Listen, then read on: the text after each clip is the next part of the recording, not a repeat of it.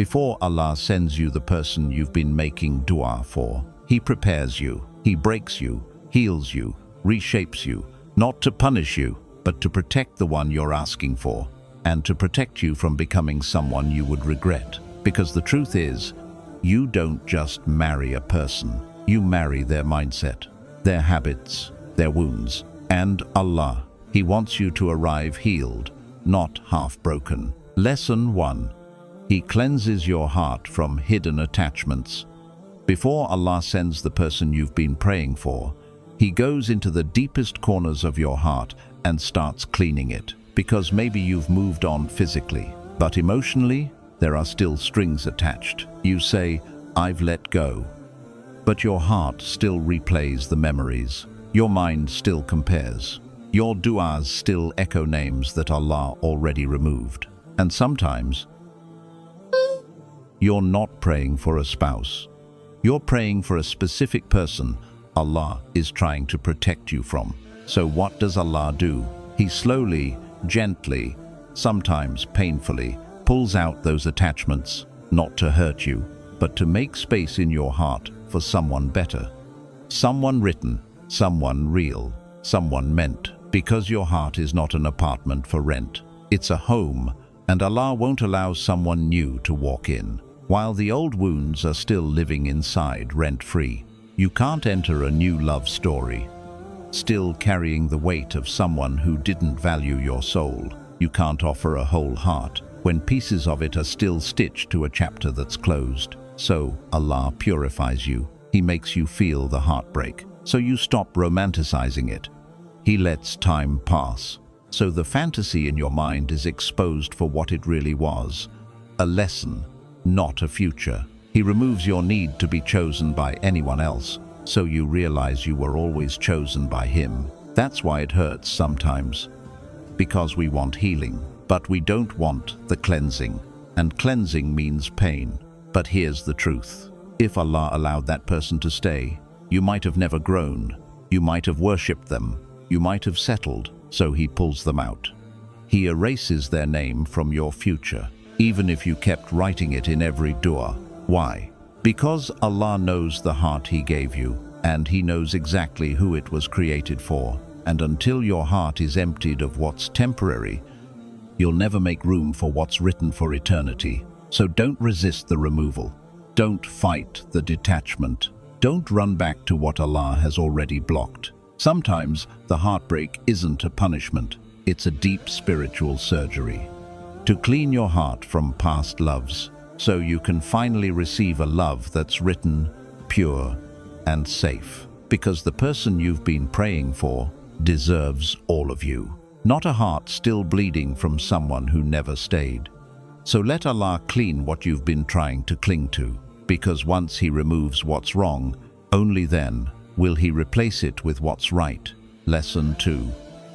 He strengthens your relationship with Him first.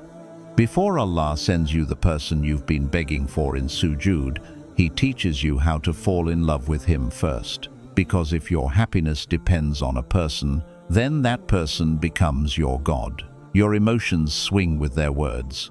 Your peace rises and falls with their presence. And your self-worth becomes tied to how much they want you. But Allah wants better for you than that. So before He writes anyone into your life, He teaches you the most important lesson of all. No one will ever love you like I do. So He removes people you relied on too much. He distances you from the ones you idolized. He takes away what distracted you, and it feels like you're being abandoned. But you're not. You're being reclaimed by the one who created you. Because if you meet the right person while you're still empty inside, you will cling to them like a lifeline, and instead of loving them from wholeness, you'll love them from neediness. And neediness leads to fear, jealousy, anxiety, insecurity. So Allah teaches you how to be whole just with Him. He shows you what peace feels like in the stillness of tahajjud. He makes you cry to Him instead of begging people to stay. He lets you taste the sweetness of dua, the beauty of sajda, the calm after a long night of calling out, Ya Allah, fix me. And slowly you start to see that the more you turn to Him, the less desperate you feel for anyone else. That love, real love, begins with your Creator, not His creation. And one day, without warning, you'll realize something powerful. You're no longer asking for someone to complete you. You're asking for someone who can join you on the path back to Allah. Because now you know your ultimate goal is Jannah, and your future spouse is just someone who holds your hand as you both walk each other home to Him. So don't rush the connection. Don't beg for attention.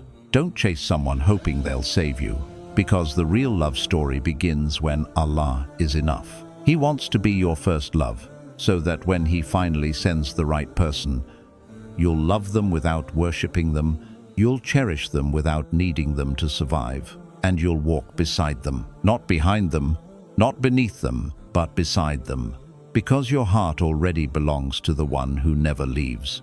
Lesson 3. He breaks your ego, so you can learn to love with humility.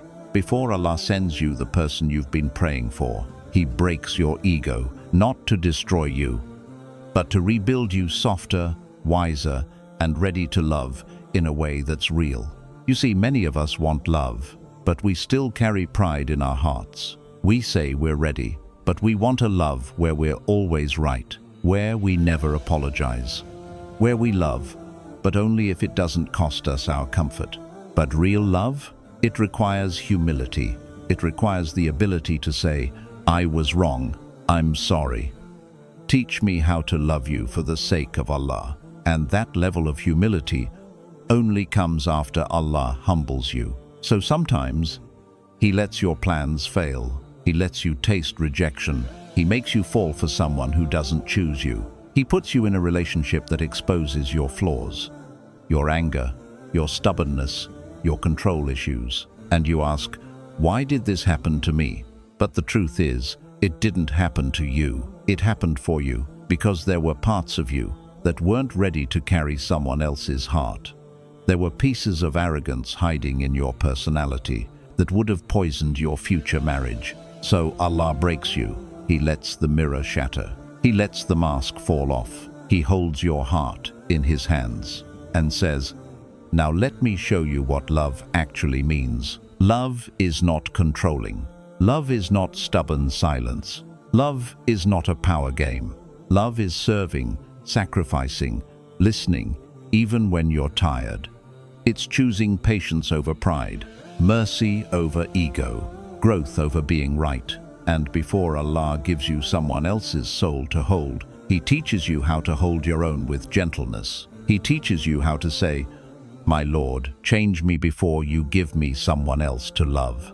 That kind of humility, it's rare, but it's necessary, because in marriage, you're not just building a life, you're building a legacy, and legacies don't last when they're built on ego. So if you feel like life is humbling you right now, if you feel exposed, embarrassed, disappointed in yourself, don't fight it. That's not your downfall.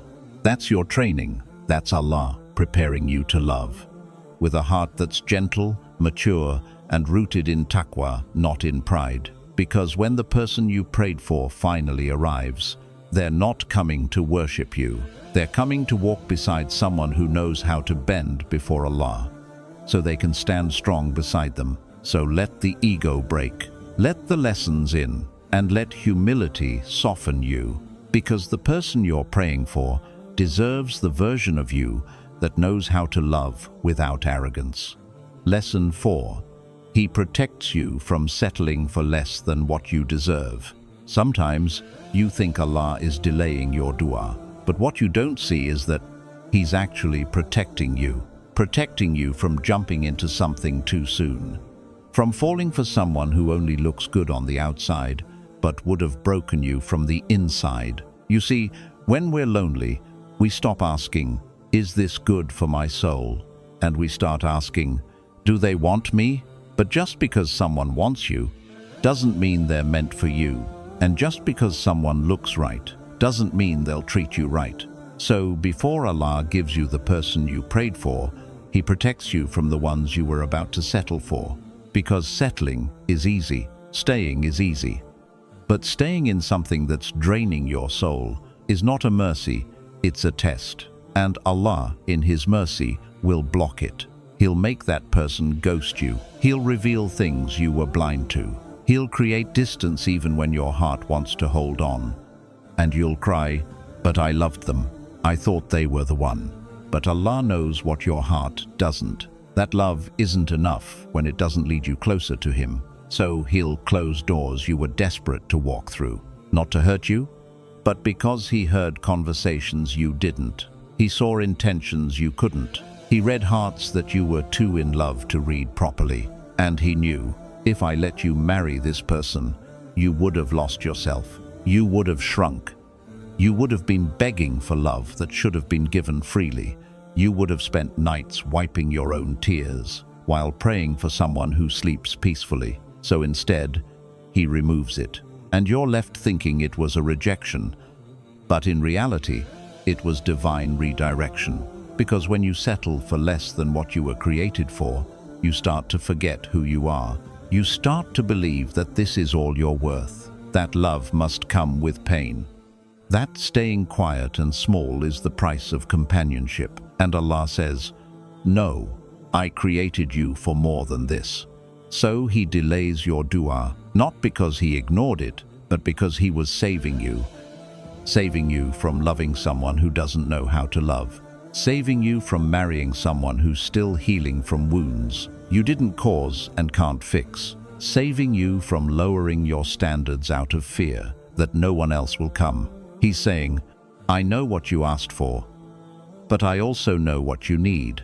And what you need is someone who prays for you behind your back, who guards your heart like an amana from Allah, who doesn't just want you but wants to protect your akhirah too, who makes you feel seen without you having to beg for attention, who never makes you question your worth because they know who created you." So if Allah hasn't sent them yet, don't panic. Don't chase temporary affection just to fill a quiet night. Don't shrink yourself to keep a connection alive, because when you trust Allah, you stop settling for half-hearted love. You stop forcing what's fading. You stop being afraid of being alone. Why? Because now you know. Loneliness with Allah is safer than company without barakah. And when the right person finally comes, you'll look back and thank Allah for every unanswered dua, every rejection, every heartbreak, every almost that didn't become a lifetime of regret because He didn't forget your prayer. He was just too merciful to let you settle for anything less than what your soul truly deserves. Lesson 5. He builds emotional stability in you so you don't bleed on the one meant to heal you. Before Allah sends the one you prayed for, He heals the parts of you that were never your fault but became your responsibility. Because the truth is, most people want love, but many haven't healed. They're still bleeding from wounds they never talked about, still carrying pain from people who never said sorry. And Allah knows, if He gives you someone beautiful now, you might bleed on the one sent to bandage you. You might project your fears onto someone who had no intention of hurting you. You might punish the one who came to protect you. So Allah pauses the story, not to punish you, but to stabilize your emotions, to teach you how to stop running from yourself. Because you can't love someone deeply when your heart is still buried under fear. Fear of abandonment, fear of rejection, fear that you'll never be enough. So before Allah writes the chapter of love, He writes the chapter of healing. He brings up old pain. He exposes your triggers. He makes you sit with silence. He allows people to walk away, just to show you your worth didn't leave with them.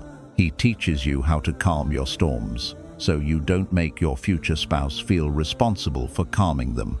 He teaches you how to self-soothe, how to turn to dhikr instead of drama, how to hold yourself when no one else is there. Because emotional maturity is not about never breaking down. It's about knowing how to break in the arms of Allah, instead of someone who isn't built to carry that weight. And when you're stable inside, you stop being toxic without realizing it. You stop needing constant reassurance because your identity isn't tied to someone else's validation. You stop taking everything personally because you know your value doesn't shrink with someone's mood. You stop being emotionally reactive because you've learned how to pause, breathe, and respond, not explode. This is what Allah teaches you in your waiting season, how to become emotionally whole. So when your person finally arrives, you're not begging them to heal you. You're not handing them your past and saying, "Fix me." You're not making them walk on eggshells around your trauma. Instead, you meet them with calm, with clarity, with confidence. You meet them with a heart that's not perfect, but healed enough to give love without harming it. Because Allah knows, a beautiful love can turn ugly when it's built on unhealed pain, but a healed heart, that's a home, a safe space, a place where peace lives, and that's what He wants for you. So, if right now you feel like you're going in circles, one day strong, the next day broken, trust that Allah is still working on you. Every tear is part of the cure. Every lonely night is part of your foundation. Every healing moment you have with Him is preparing you to build a love that lasts. Because you weren't created to keep bleeding, you were created to be whole. So when your person finally walks into your life, they don't meet your scars, they meet the strength that grew from them. Lesson 6.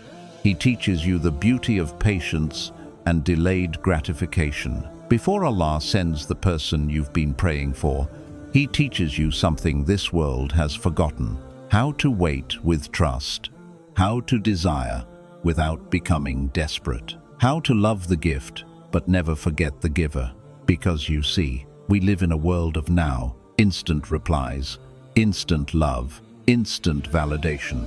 People swipe, scroll, skip, and when it doesn't come fast, they walk away. But Allah is not Amazon. His gifts don't arrive in 2 days.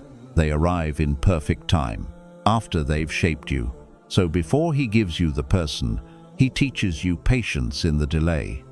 Because real love isn't just about finding the right person. It's about becoming the kind of soul who can handle the waiting without destroying yourself in the process. And that's not easy, because when you want something so deeply, you pray for it, cry for it, long for it. It hurts when it doesn't come, but that delay, that silence, that long pause between "Ya Allah please" and "Here it is not empty, it's sacred." It's in the delay that Allah reveals your heart. It's in the wait that He removes your impatience, your need for control, your obsession with timelines, your attachment to people more than Him. He shows you, you don't need to rush what's written. You don't need to chase what's yours. You don't need to fall into haram because you couldn't wait for halal. Because Allah knows, if He gives you someone before you've mastered patience, you will lose them through your panic. You'll get anxious when they don't text back fast. You'll fall apart when things don't move on your schedule. You'll ruin something beautiful because you were addicted to instant outcomes. So instead, Allah teaches you how to slow down. He makes you love Him in the delay. He makes you fall in love with the process, not just the person. He teaches you the joy of watching His plans unfold, not forcing yours. You begin to enjoy the prayers, the journaling, the quiet moments of talking to Him on your sajda, saying, "Ya Allah, I trust you. Even when I don't see it yet, I trust you." And that's when you're ready, not when the person arrives, but when your soul stops rushing and starts resting in Allah. That's when you're finally prepared to hold love with peace, not panic, not pressure, not fear. So if Allah is making you wait, don't curse the delay. Study it, grow in it, surrender in it, because what's coming is worth every second of the Sabr. And when you finally receive the one you prayed for, you'll smile and say, "If I had received this any sooner, I wouldn't have known how to treat it." Because now, you waited, you grew, and you know how to love without rushing the Qadr. Lesson 7. He strengthens your relationship with Him first, so you don't turn that person into an idol. Before Allah sends the one you've been praying for, He does something most people overlook. He brings you back to him. Why? Because he knows how easy it is to make someone your everything, to take a gift from Allah and place it above Allah. He knows that love, in the wrong heart, can become a form of worship. You start to live for their texts. You obsess over their replies. You lose your peace when they go silent. You stop praying on time, but never miss a moment online. And slowly, without realizing it, your heart shifts its loyalty. What was meant to bring you closer to Allah becomes the reason you forget Him. So what does Allah do? He pauses the story. He delays the person. He hides the love so He can reclaim your heart. He pulls you into sujood. He teaches you how to cry to Him before anyone else. He lets your loneliness lead you back to your Rabb, because He knows if your relationship with a human is stronger than your relationship with Him, you're not ready. Because what happens when that person disappoints you? What happens when the honeymoon fades? What happens when they're not perfect? If you haven't built a life around Allah first, you will collapse when they can't give you what only Allah can. So before He sends the person, He teaches you how to love without losing yourself. He teaches you how to care deeply, but worship only Him. He reminds you, your joy doesn't come from a person. Your peace doesn't come from a good morning text. Your worth isn't tied to how wanted you feel. It's from Him, only Him. And when you anchor your heart in Allah first, you stop clinging to people like lifeboats. You stop trying to squeeze eternal comfort out of temporary beings. You stop making someone else your Qibla, because now you've learned, even if they come or don't, even if they stay or leave, Allah is still enough. And that's when you're ready to love someone without worshipping them, ready to give love without replacing your Creator, ready to share your life without losing your faith.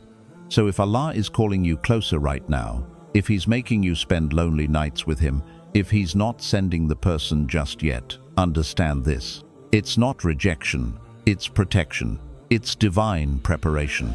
He's building a relationship with you that no love story will ever be allowed to destroy. Because the moment Allah is first, everything else falls into place. My dear brother, my dear sister, if you're still waiting, if your heart is tired, if you're wondering when your dua will finally turn into a reality, then listen closely.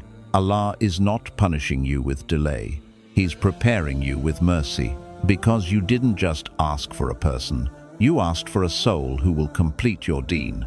You asked for love that leads you closer to Jannah. You asked for something pure, halal, and forever. And Allah doesn't give sacred things to unprepared hearts. So, instead of rushing the process, thank Him for the delay. Every quiet night, every test, every lonely prayer, every tear you cried when no one knew, that was Allah shaping you for what you asked for. He was building your patience. He was cleaning your heart. He was removing your past, strengthening your faith, and teaching you how to love Him, so you don't lose yourself in someone else. And one day, when the time is right, when your heart is ready, when your soul is aligned with your dua, that door will open, and you'll look back at every lonely moment and say, Ya Allah, You were never late. You were just making sure I was whole before you gave me someone to hold. So don't stop praying. Don't stop believing. Don't let the silence fool you, because the delay doesn't mean denial. It just means Allah is fixing the parts of you that would have ruined what you begged for. And when it finally arrives, it will be worth every second of waiting. In this life or the next, trust His plan, love His timing, and never forget. Before He gives you the one, He's making sure you never forget the one. Allahu Akbar, Alhamdulillah. And may Allah write for you a love story that begins with Him and ends in Jannah. Ameen.